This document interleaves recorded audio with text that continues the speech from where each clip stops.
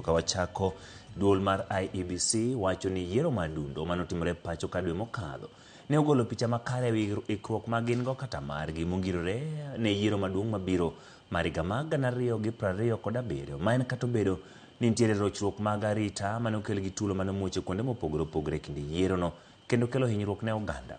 Migawo mar apisas mag obila wacho ne gitemo rakore gi jogo mane okelo tulo e yierogo kinde ma nonro matut pod dhi nyime ewi jogo ma ichich ni ne orocho arita e gwenge mopogore opogore.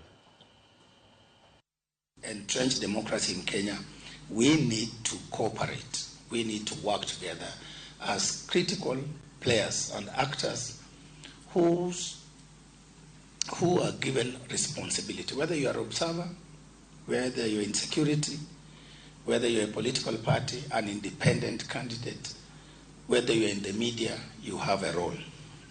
And therefore, that is the context within which we have invited you here today to share with you what we thought worked and what did not work, and therefore what can be done.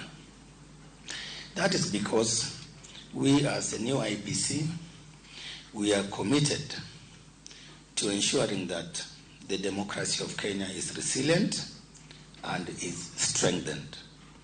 And therefore we remain committed to transparency, accountability, and upholding the sovereign will of the Kenyan people.